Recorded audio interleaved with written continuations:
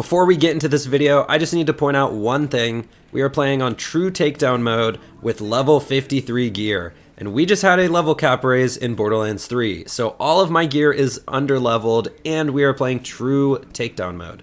We should actually be doing 40% more damage, and my redistributor is only level 50. So let's get into this video. Yo, what's going on, guys? In today's video, we're going to be going over the level 57 SAK ZANE build. This is the Swiss Army Knife Zane build. I'm going to be going over where we spend the extra skill points. Not only that, but we're also going to be going over some playstyle tips, like mobbing with the clone, and how to farm a boss like Tyreen. A couple people had some questions like this for me, so we're going to go over all of that in this video. First though, we're going to quickly break down the build. Now, the main thing you guys should know about this build is that it is by all means the meta Seein Dead build that a lot of people were playing.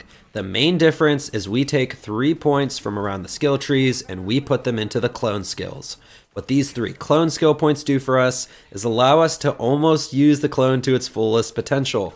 We're pretty much only missing double barrel, so the clone is very strong in this build, and we're going to talk about how to take advantage of him and where he's actually better than the barrier sometimes, because he is better in certain situations. Now, what makes this so important and why this build is good is because this allows us to take advantage of action skill end anointments, the main ones being the grenade and shield action skill end elements. These are very powerful anointments in the game. And then on top of that, if you just find a splash anointment on a gun, you can use the clone and doppelbang him and take advantage of that anointment.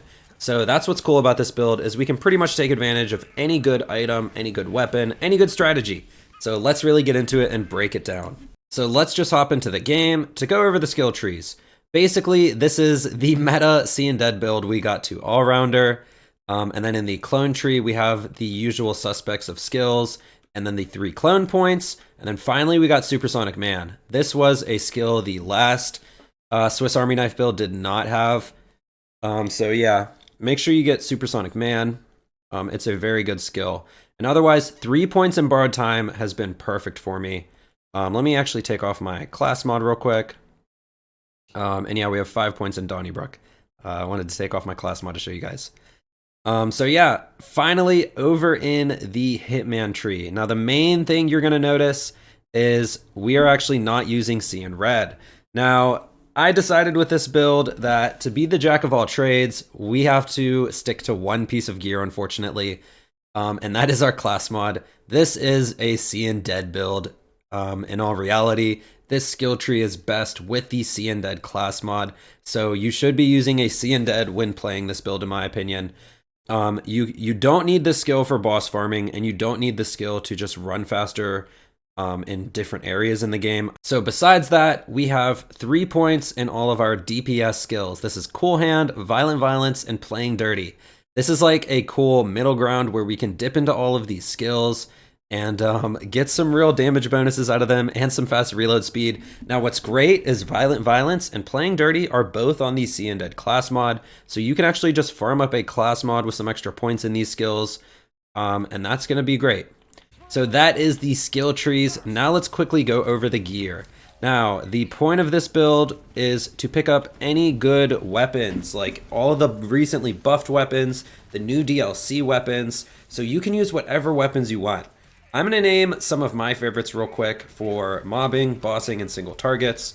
For mobbing, obviously the redistributor is king. I should have been playing some redistributor clips in this video so far, and I just want you guys to know my redistributor is actually level 50. So this is 7 levels under, and this thing is still insanely powerful. So when you guys get your level 57 redistributor, it's just going to be the best thing ever. Another gun I really liked playing with recently is the Recursion. You want Sentinel Cryo, but you can also blow up your clone for the other 2 elements on action skill end, and that's what makes this thing go crazy. For single targets and bossing, you got to use the lob. It is just so good. It's become one of my favorite shotguns. One other weapon I like using a lot recently is the Boomsicle. With Sentinel Cryo, this just shreds everything. And finally, another weapon for bossing is probably the Scourge. It is a great weapon for bossing. And there's going to be clips with all these weapons being used throughout this video. But you, like I said, the Hellshock got buffed. I've used the Hellshock and it's good in this build. The Krakatoa was buffed and I've used it in this build. Now, the other piece of knowledge that is necessary to make all those weapons work is how Zane's damage formula works. Basically, you guys need weapon-specific bonuses on your class mod and hopefully your artifact, but the main thing necessary is the class mod. The top rolls on your Seein Dead do not matter, okay? It doesn't matter if you get 5 extra points into Donnybrook. Of course it's good, but extra points into Playing Dirty and Violent Violence increase your DPS. So do not worry about the top skills. What you want to find is shotgun damage, SMG damage, heavy weapon damage, assault rifle damage, specific bonuses. Weapon damage has diminishing returns when it comes to Zane. Out of Zane's skill trees, on average, he can have upwards of 300% weapon damage. So what is the difference? So if we get 25% weapon damage on our class mod, now our 300 weapon damage goes to 325. So it's actually not that big of a difference. Whereas 30% assault rifle damage will multiply with the 300. It'll multiply with the elements. It is an overall damage bonus. It is basically multiplicative. When it comes to Zane, it is different for every Vault Hunter. I'm just giving you guys tips for Zane, so keep that in mind. With shields, I highly suggest using fast recharging shields. Now, we're going to go over how to mob with the clone and the playstyle. I still use fast recharging shields with the clone, even though the stopgap, the transformer are great defensive options and they will help keep you alive, but fast recharging shields just helps your action skills come back quickly with the guardian rank skill topped off, and just all of that. It just helps the build run so smoothly. And yeah, now when it comes to grenades, I highly suggest looking for recurring hex grenades. Now, pretty much everything triggers Seein Dead, so the recurring hex grenade has the most triggers on Seein Dead, and it'll keep your action skills up. It'll activate Playing Dirty a lot. That's how we also get away with so little points in Playing Dirty, because of the recurring hex grenade. Other fun grenades to use are actually the Quasar. This can help you while mobbing with the clone, because it'll actually keep aggro off of you. And otherwise you can use something like the Stormfront, but I really think the recurring hex is probably one of the best options. Finally, when it comes to artifacts, Zane's 2 favorite artifacts are the Snowdrift and the Victory Rush. However, Moxie actually did recently post a video about the Pearl of Ineffable Knowledge. This looks really cool. This might actually be the best option for mobbing now. Go check over Moxie's video if you don't know what this does. And yeah, that is it for the build and the weapons. Now, guys, I put in a lot of info into that section of the video. It was really quick. Go over and rewatch some of the parts and make sure you caught the stuff I said about the class mods, the recurring hex, triggering your Seein Dead class mod, giving you more Playing Dirty activations is really important.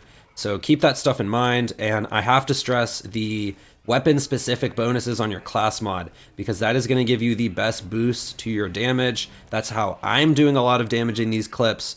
And yeah, so keep all of that stuff in mind.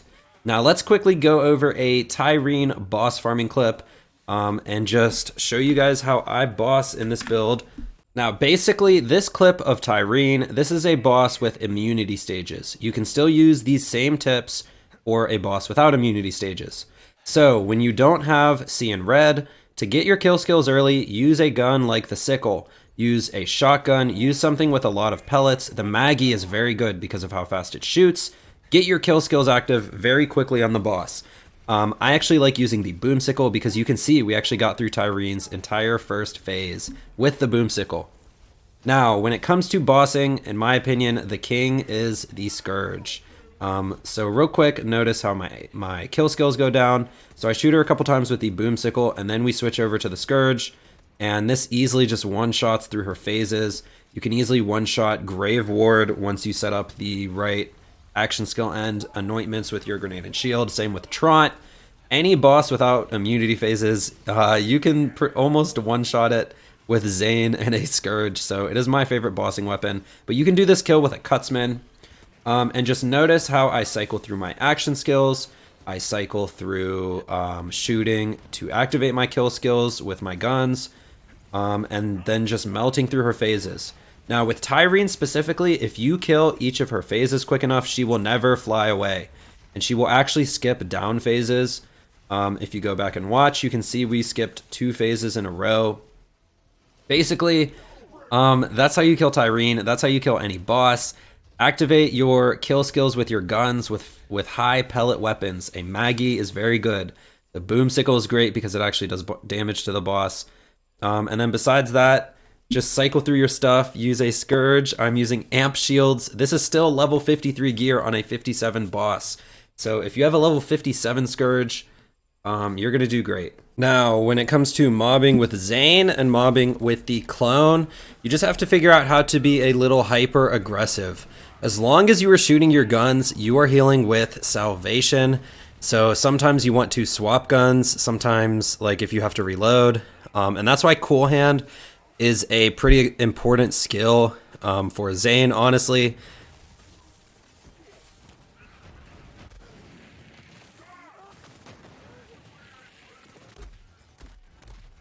Now, you pretty much want to use your clone as a distraction. You want to use him for old you, and you want him to use him for activating action skill and anointments. So those are the main benefits to the clone.